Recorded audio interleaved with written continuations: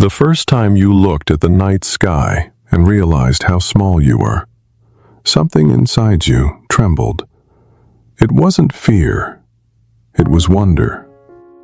The quiet ache of knowing that your life, with all its noise and striving, is only a brief flicker in the story of the universe. We are visitors here. Borrowed breath, borrowed time, borrowed bodies made of the same dust that once danced inside the stars. And yet, we act as if we will never leave, building empires of ego, chasing moments that vanish as soon as they arrive, waging wars for things we cannot take with us. What would happen if we remembered that this world is not ours to own, but to honor? If we lived not to conquer, but to care. If every step we took became an imprint of kindness, not possession. Somewhere between the first cry of birth and the last breath of goodbye, there lies a single question that defines our humanity. What will we leave behind? A trail of noise, or the quiet echo of kindness? And in that silence, perhaps the soul remembers. We were never meant to stay forever, only to love deeply while we're here. Look around you. Every city glows brighter than the stars that once guided our ancestors through the dark. Screens never sleep.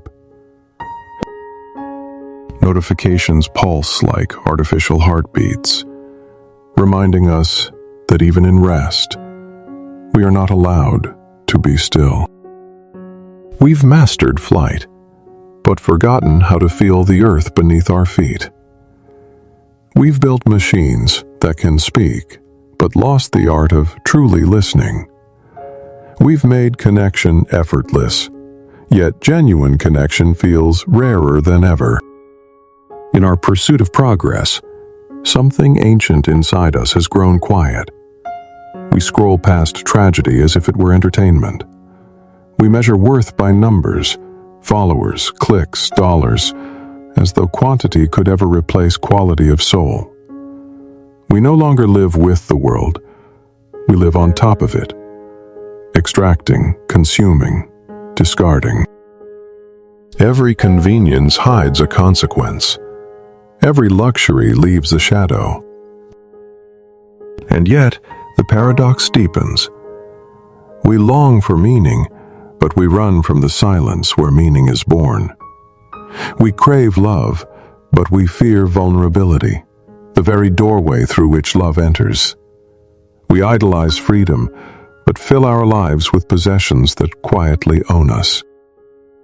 It's as if humanity has mistaken speed for purpose and accumulation for arrival. We keep moving, faster, louder, busier, afraid that if we stop, the emptiness will catch up. But maybe that emptiness isn't our enemy. Maybe it's the forgotten friend we've ignored for too long. There's a quiet voice beneath all the noise, one that whispers, not demands. It asks simple questions. Are you awake or merely reacting? Are you living or just existing? But we drown it with distraction, terrified of what we might hear if we actually listen. The Dalai Lama once said, "Be kind whenever possible. It is always possible." It sounds simple. Too simple, perhaps, for a world built on competition. But maybe simplicity is what we've been running from. Because kindness demands presence, awareness, slowness, and in a world addicted to acceleration, those things feel unbearable.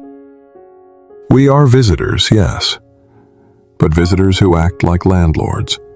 We hoard time, money, and attention as if ownership could outlast mortality.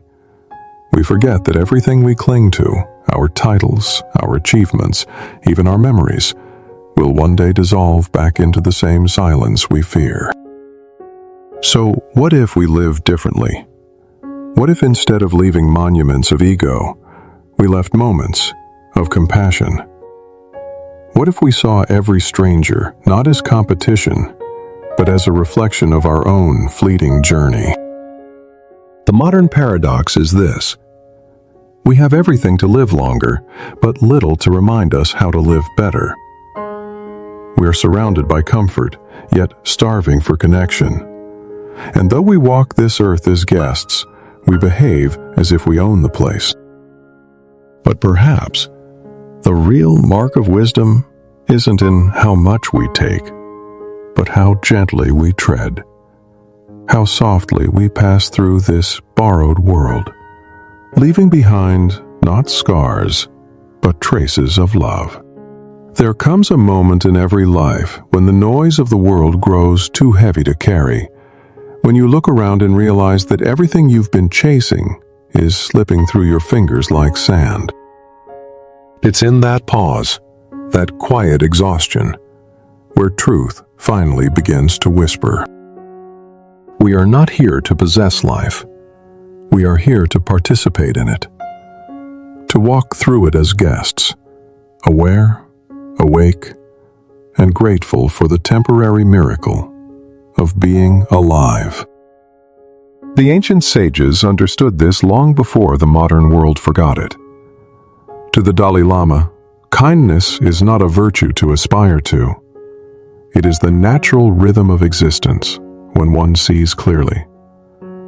When the illusion of separateness fades, kindness becomes as instinctive as breathing.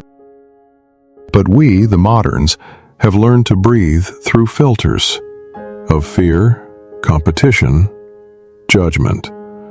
We divide ourselves into tribes of opinion, building walls around our fragile identities. We've mistaken survival for life. And in doing so, we've forgotten how to see one another. Yet the essence of this philosophy is beautifully simple. Life is temporary. Love is eternal.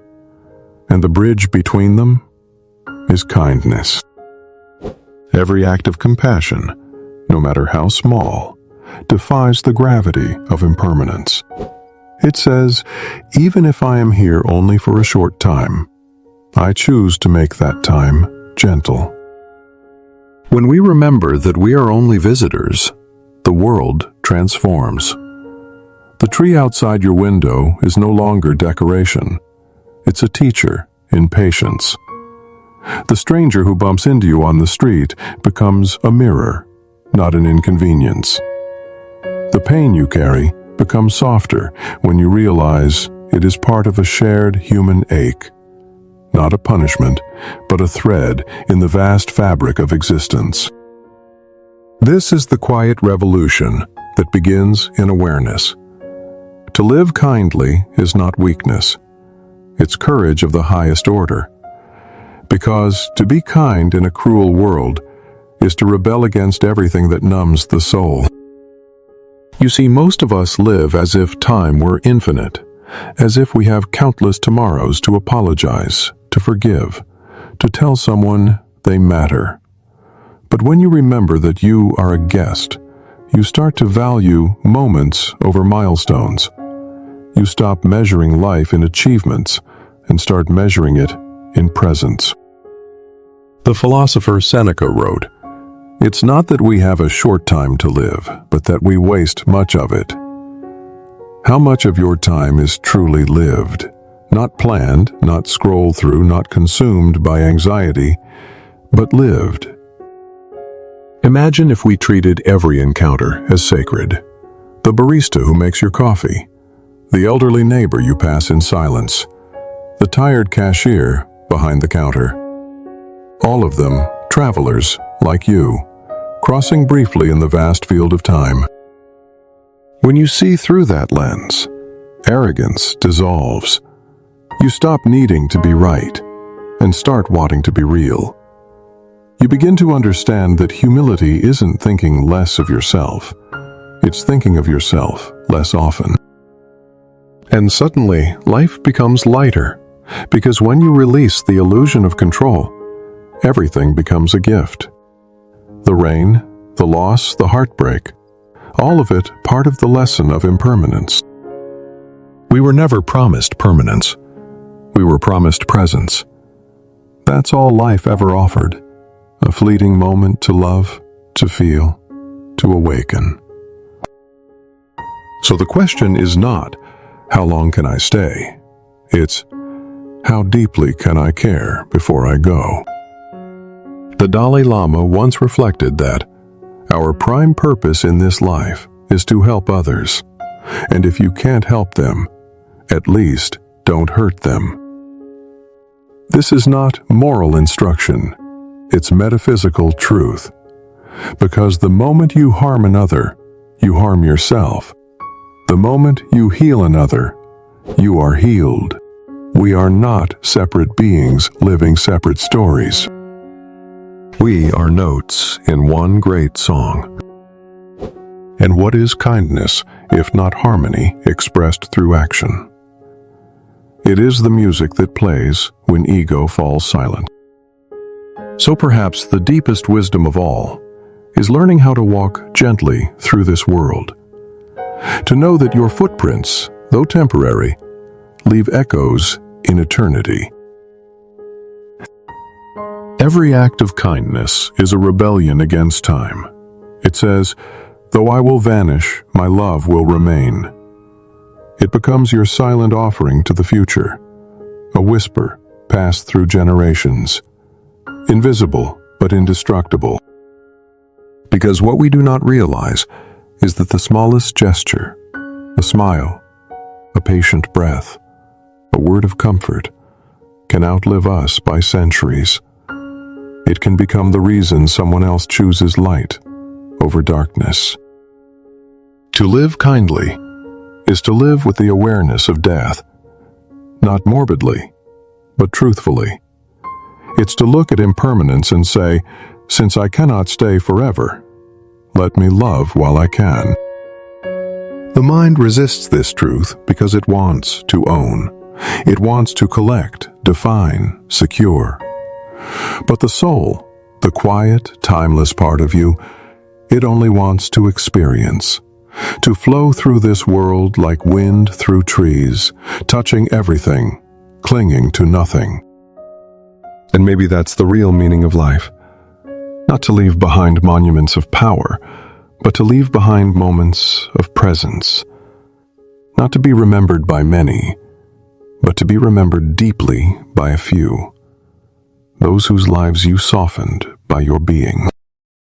We are visitors here, but visitors with the extraordinary ability to love, to create beauty, to forgive, to begin again. And in the end, that's what makes this fleeting existence worthwhile. Not what we build, not what we achieve, but how much love we allow to move through us before we leave. Because the only thing death cannot take is the kindness we gave away. There was once a humble potter who lived at the edge of a quiet village. Every morning he would sit before his wheel and shape the earth with his bare hands. His pots were not perfect. Some were uneven, some cracked in the fire. But those who drank from them said the water somehow tasted sweeter. One day, a traveler stopped by his shop. The man was weary from his journey and full of bitterness. He looked around and scoffed. These pots are flawed. Why waste your time on imperfection? The potter smiled. Because the clay teaches me how to listen. The traveler frowned. To listen? To mud? Yes, the potter said softly. Every piece of clay holds a memory of the earth. If I rush it, it resists me. If I force it, it cracks. But if I move with it, not against it, it reveals its shape to me. I am only a guest in its becoming. The traveler shook his head and walked away, muttering about foolish men and wasted time. But as the years passed, that same traveler lost many things: wealth, power, even family. His once proud hands trembled with regret. One winter he returned to the potter's village, seeking warmth and, perhaps, forgiveness from life itself. He found the old potter still at his wheel, still shaping clay, still smiling with that quiet kindness that time could not erode. "I don't understand you," the traveler said. "The world takes everything. It breaks what we love. It mocks what we build. Yet you keep creating, knowing it will all return to dust." The potter paused, his hands resting gently on the turning clay. He looked up and said, "That is precisely why I create, because it will return to dust. Everything does. But for a moment, I get to turn dust into something beautiful. Isn't that enough?" The traveler felt tears burn his eyes. "But it doesn't last." The potter nodded. "Neither will we. But while we are here, we can choose how we shape the time given to us. We can press our fingers into the soft earth and leave kindness in its texture. That is our art." He handed the traveler a small cup, uneven, imperfect, warm from the kiln. "Take it," he said. "Drink from it. Let it remind you that imperfection is not a flaw. It is the proof of our humanity." The traveler drank, and indeed the water tasted sweet. Something inside him softened, not because of the cup, but because of what it represented. A man who had learned to move with life instead of against it. That night, as snow began to fall, the traveler stayed in the potter's hut. He watched the old man work by candlelight, turning the wheel slowly, gently, as though he were shaping not clay, but time itself. The rhythm of the spinning wheel became a meditation, a song of acceptance, of impermanence, of love. And when dawn came, the traveler found that his bitterness had melted like frost on the window. He looked at the potter and said, "You were right. We are only guests here. But you have learned how to be a gracious one." The potter smiled once more. "We are all guests, my friend. The only thing that matters is the imprint we leave upon the clay of life." Years later, long after the potter had passed away, villagers still found his cups scattered across homes, some broken, some whole, and those who drank from them swore they could still feel warmth, the warmth of hands that shaped not just clay, but compassion. The traveler, now an old man himself, kept one of those cups by his bedside. Each morning, he would touch its surface, feeling the grooves left by the potter's fingers, and whisper to himself, "I, too, am just shaping my small piece of time." In the end, it was not the perfection of the cup that mattered, but the kindness of the hands that made it. And maybe that's what life has been trying to tell us all along. We are not here to last. We are here to shape, to soften, to serve, to leave warmth where our hands once were. There's a silence that follows every story, the kind that makes you realize it wasn't just about the potter. It was about you. Because in your own way, you too are shaping something. A life, a relationship, a dream, a heart. And though you may not sit at a wheel of clay, your hands still leave marks on everything you touch. But have you noticed how easily those hands grow tired? How often they close into fists instead of opening in grace? We harden, without meaning to. We tell ourselves it's protection, that kindness makes us vulnerable, that the world doesn't reward softness. And yet, when did we decide that love must be earned. Somewhere along the way, the world convinced us that to survive, we must stop feeling so deeply. But that's the great lie of modern strength. Because real strength isn't the ability to shut out pain. It's the courage to stay open despite it. To live kindly is to live bravely. It's to wake each day knowing you may be hurt, misunderstood, or forgotten, and still choose to love anyway. That is not weakness. That is mastery of the soul. And here lies the great paradox. The more you give of yourself, the more whole you become. The more you release control, the freer you feel. The more you let life flow through you, the less it can destroy you. Think about the people who once changed you, not through grand gestures, but through quiet presence. A teacher who believed in you when no one else did. A stranger who offered kindness when you expected none. A friend who listened, not to respond, but to understand. Their love lives on, doesn't it? Long after their words have faded, something in you still carries their warmth. It's invisible, but unbreakable.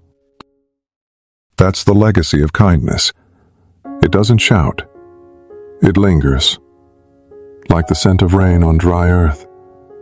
Like the echo of laughter in an empty room. Like the memory of someone who once saw you, truly saw you, when the world didn't. When the Dalai Lama says, our prime purpose in this life is to help others, he's not calling for sainthood. He's reminding us that service is how we remember who we are. Because when you ease another's burden, something miraculous happens. The invisible walls around your own heart begin to fall. We all want to be remembered. But what if remembrance isn't about fame or legacy? What if the most powerful memory you can leave behind is how people felt in your presence? Calmer, softer, more human. Maybe the measure of a life well lived is not how far we travel, but how deeply we touch. Not how much we own, but how much love flows through our open hands before time calls us home. We are all just passing through, fragile, luminous, temporary. And yet, in our fleetingness lies the greatest beauty. Because knowing we cannot stay forever gives us the reason to love without delay, to forgive without condition, to live without postponement. So if you do only one thing while you are here, let it be this. Leave behind footprints made of kindness, because long after the wind erases your name, your love will remain in the hearts you've touched. When the noise fades and the lights dim, what remains isn't what we owned, but what we offered. The faces we softened, the hearts we lifted, the moments we turned into meaning. In the stillness that follows every ending, there's a truth that hums quietly through existence. You were never meant to stay. You were meant to give. To walk this earth like a passing breeze, invisible yet felt. To touch the lives around you without needing recognition. To plant seeds of compassion in places your feet may never return to. This is the art of being human.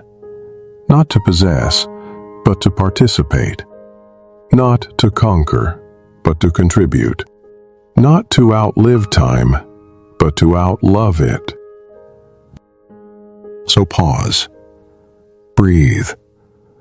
Look at the people near you, not as fixtures in your life, but as travelers sharing the same brief sunrise. Ask yourself, what can I give before I go? Because someday, when your story closes, what you leave behind will not be measured in wealth, but in warmth. Not in applause, but in peace. Not in numbers, but in kindness. And if that kindness continues in even one other heart, then you will have never truly left. We are only guests on this earth, but love once given never leaves.